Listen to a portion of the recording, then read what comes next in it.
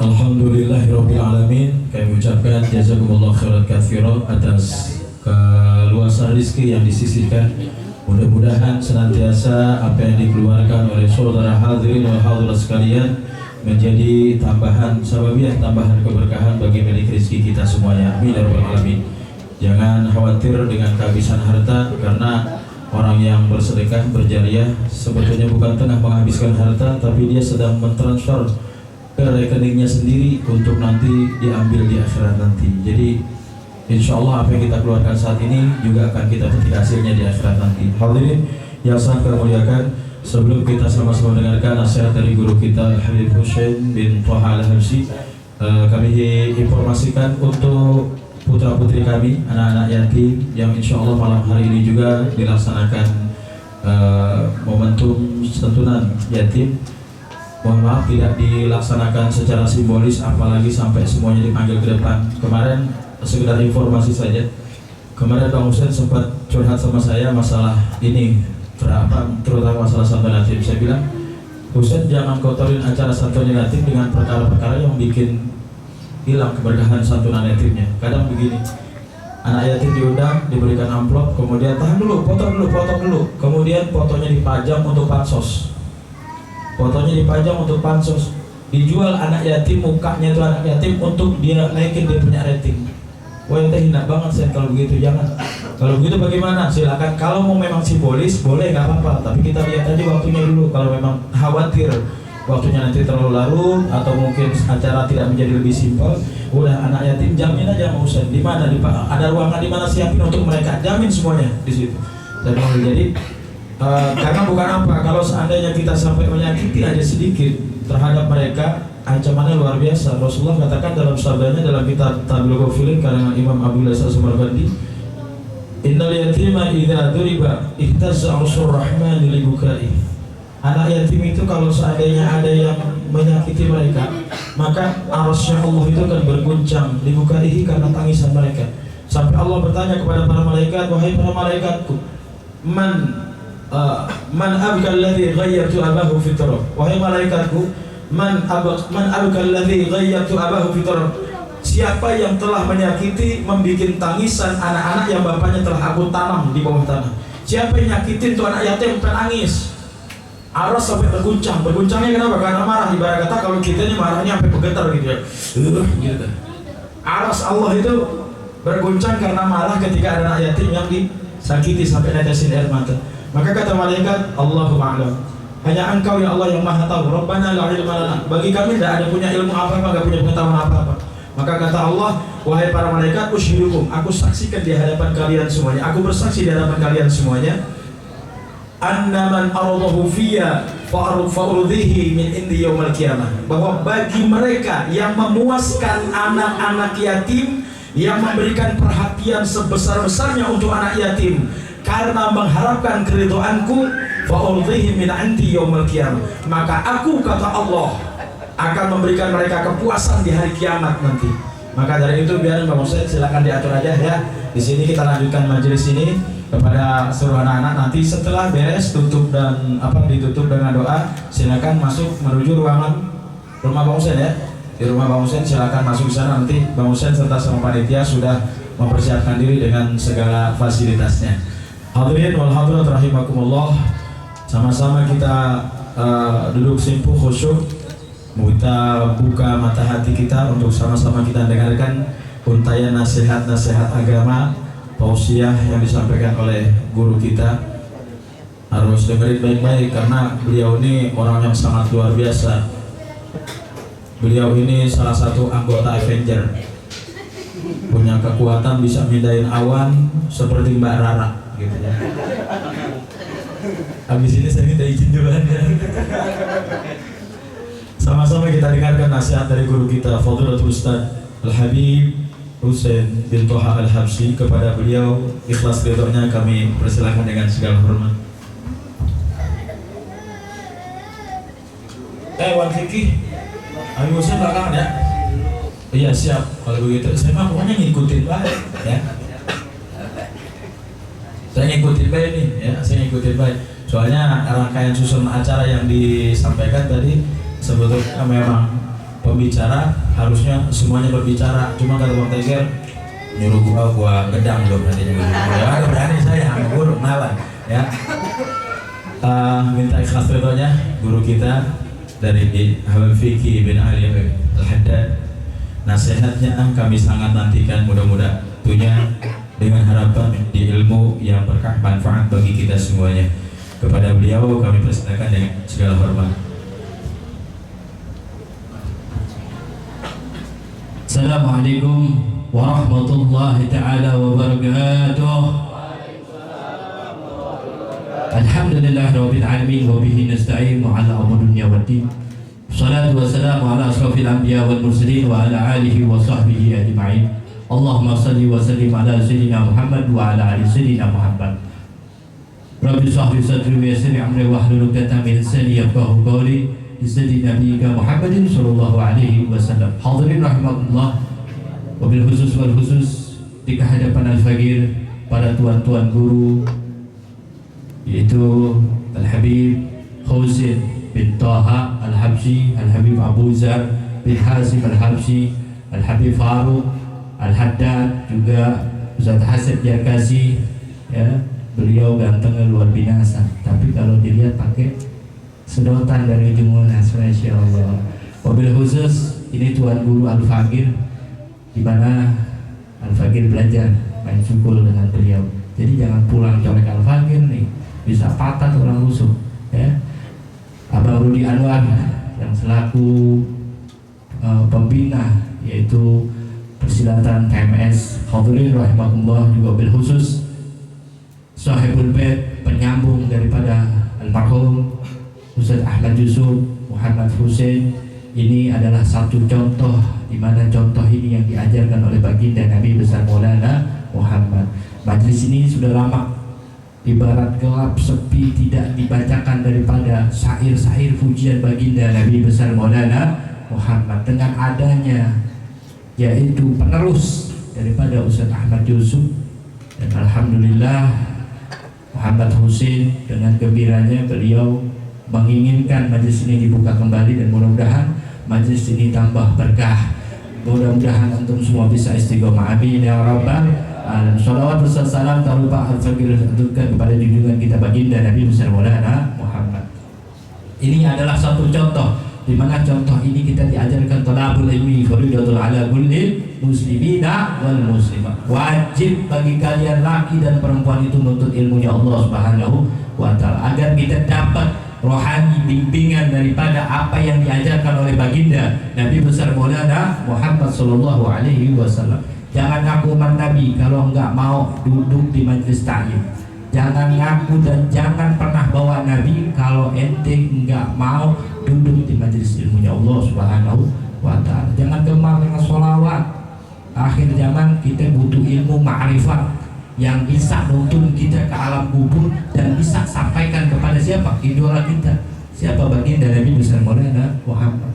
Ini adalah salah satu contoh di mana Muhammad Husain ini ingin meneruskan perjuangan Ustaz Ahmad Yusuf ya, dengan wasilah dia mendirikan ini majlis lagi, berkumpul kita kembali dengan apa? Dengan pujian-pujian, dengan apa yang kita lantunkan sehingga kita mendapatkan daripada keberkahan baginda Nabi besar Maulana Muhammad. Ada salah satu hadis yang dimana hadis ini menyambung daripada ketika orang ini meninggal dunia, orang ini butuh dengan apa yang orang ini yang masih hidup atau sanak famili keluarga ya. Dalam hadis tersebut al-mautu jisrun yuwassilul habiba ilal habib. Kematian adalah gambaran untuk kita bisa berjumpa kepada Allah Subhanahu wa taala. Gimana kita mau berjumpa kepada Allah kalau kita enggak duduk di majelis ilmu ya Allah Subhanahu wa taala. Yang tadi dijelaskan oleh Ustaz Hasib Jarkasi, di mana kita ini dijamin oleh baginda Nabi besar Maulana Muhammad taman-taman surga. Tapi yang gimana dulu orang tersebut yang bisa dapat daripada apa yang dia dapatkan kelak di surga nanti? Orang yang mau nuntut ilmunya Allah.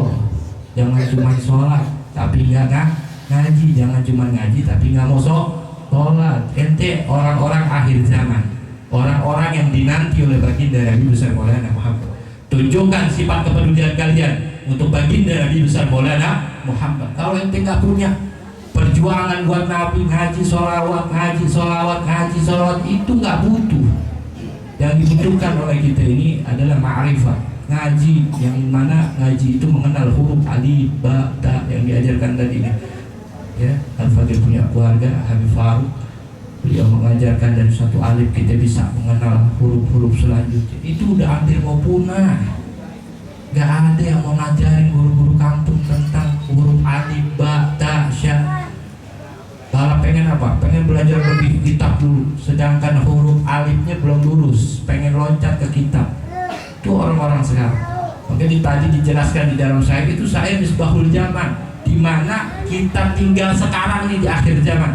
Banyak perempuan pakaiannya segini, orang mengaji tapi pakai peci, pakai celana di atas dengkul. Dongo apa tolol?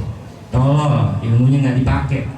Makanya alhamdulillah di sini nih setiap bulan ada Ustaz Asep Jarkasi dan juga para habaib, teruskan perjuangan antum sehingga antum bisa mendapatkan daripada syafaatnya baginda Nabi besar Maulana Muhammad. Kembali lagi tadi, gimana kita bisa mendapatkan daripada surga tersebut? Kita duduk di majelis ilmunya Allah Subhanahu wa Ta'ala. Dan kembali ke hadis yang tadi, yang gimana diterangkan di dalam hadis tadi, kita berjumpa kepada Allah Subhanahu wa Ta'ala butuh ilmu di dalam hidup. Jadi jangan kalian habiskan masa-masa hidup kalian ini dengan kalian bermaksiat kepada Allah Subhanahu wa Ta'ala. Kalian malas dan kalian habiskan waktu-waktu kalian untuk gadget kalian atau handphone kalian. Bangun tidur lihat handphone. Ya, semuanya yang kita lihat itu di handphone. Punya cewek kagak, lihat status orang lain di scroll terus. Lama-lama kita nggak bakal bisa dapat apa yang kita ketinggalan pada akhir zaman tersebut. Udah kekurangan akhlak, adab, ilmu. Terus habiskan masa kalian untuk kalian habiskan dengan handphone kalian. Tinggalin yang layaknya tidak bermanfaat. Ambil makna baiknya untuk kita bisa selalu pegang daripada syariat baginda Nabi besar Maulana Muhammad. Di dalam hadis tadi diterangkan juga sunnah Habib Ba'idal Habibi. Kematian adalah satu gambaran buat kita kembali ke hadapan Allah. Gimana gambaran tersebut? Kita kalau bangun majlis butuh apa? Tanya Ustaz Asep Jarkasi yang setiap hari posting, yes, butuh semen, butuh pasir. Kita yang hidup buat kembali ke hadapan Allah, buat bangun jembatan tersebut sehingga kita bisa sampai ke hadapan Allah, kita butuh sprit, kita butuh pasir, kita butuh semen. Di mana tempat itu berada? Di majelis ilmunya Allah Subhanahu wa Ta'ala. Jangan dianggap remeh. Ente bangun majelis hanya pakai tanah lempung, ya Anda bisa kuat. Kita butuhkan tuh material-material tersebut agar kita bisa kuat lewati jembatan tersebut, bisa bertemu dengan baginda Nabi besar Maulana Muhammad. Bagaimana caranya duduk? Ada Ustaz Asep Jarkasi, ada Habib Abu Zar, ada Habib Hussein, ada Habib Faruk. Semua masing-masing dalam bidangnya. Ambil kemanfaatan ilmu daripada keturunannya baginda Nabi besar Maulana Muhammad. Biar kita bisa tahu diri kita siapa, berapa banyak dosa yang kita buat, berapa banyak maksiat yang kita buat. Anak-anak sekarang nih, perhatikan, lebih khusus wanita-wanita, perhatikan auratnya. Saat kita dicontohkan di pelajaran daripada fikih jaga auratnya, tapi kita apa? Melanggar, keluar pakai celana pendek. Ya Allah, berarti ente sudah menyebarangi daripada ilmunya Allah, ilmunya Rasulullah Sallallahu Alaihi Wasallam. Jadi kita butuh semuanya dengan ilmu. Makanya wajib seorang laki dan perempuan nuntut ilmu. Kata Habib Abu Jar, jangan sholat tonggang-tonggeng. Betul. Kenapa? Sholat butuh ilmu, ngaji butuh ilmu, ngaji butuh adab, ngaji butuh akhlak, segala apapun sifat yang namanya ilmu butuh belajar, butuh guru. Cari guru-guru yang bisa membimbing kita. Jangan cari guru yang bisa menyesatkan kita. Dimana tadi didapat jaminan daripada hadis yang disampaikan Ustaz Asep Jarkasi.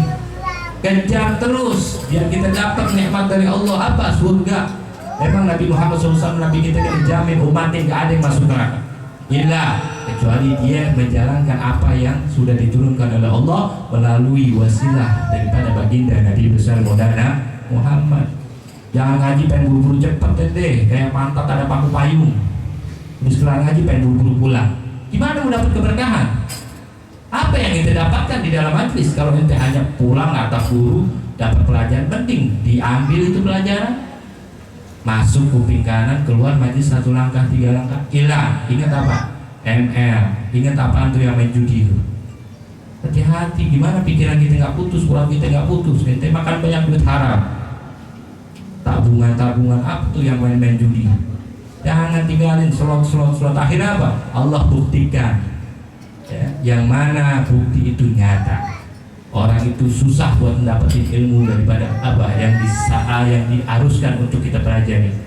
Tinggalin yang hal sekiranya manfaat. Duduk di majelis walaupun sebentar, yang kayak ada pantat, kayak ada paku paling mau pengen buru-buru pulang, kayak cacing cebok ente habis ngaji pengen buru-buru pulang. Ngapain? Apa yang jadikan itu ente dapat manfaat? Kalau Allah tunjukin keberkahan pada malam hari ini, ente semua main buru-buruan antara saudara. Bagus Allah nggak kasih lihat keberkahan tuh. Kalau Allah kasih lihat keberkahan dulu, Anda lebih dulu nih. Ngebunuh siapa? Ngebunuh si kentung tuh ada di samping. Kalau keberkahan dapat dilihat oleh kasat mata kita, kita semua berantem. Orang satu keberkahan direbutin ratusan orang atau 50-an orang.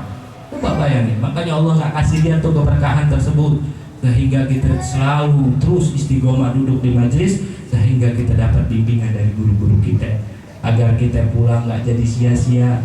Ente hidup di dunia kontrak, butuh bayar kontrakan, bayar kepada siapa? Kepada Allah Subhanahu wa Ta'ala. Tunjukin ente bilang cinta Nabi, di dalam sholat cinta Nabi, di dalam sholatnya dipanggil kekasihnya Allah, tapi ente nggak ada perjuangan yang buat Nabi, sia-sia hidup ente. Di dalam sholat dipanggil, di dalam kita berzikir dipanggil. Jadi apa? Inti daripada malam hari ini kita istiqomah. Istiqomah itu berat. Yang ringan itu berbalik istirahat, digotong ke kuburan, itu ringan. Ya, jadi jangan coba-coba main buat istiqomah di dalam majlis. Dimanapun itu majlis. Di dalam majlis sholawat ada dibacakannya kitab atau akhlak, adab, tauhid, fikih. Ya, jadi butuh buat motivasi kita. Gak hanya dengan sholawat, tidak diisi rohani kita dengan bacaan-bacaan kitab tersebut. Jangan tinggalkan kitab-kitab, kita punya guru-guru, kita punya salafun saleh terlebih dahulu.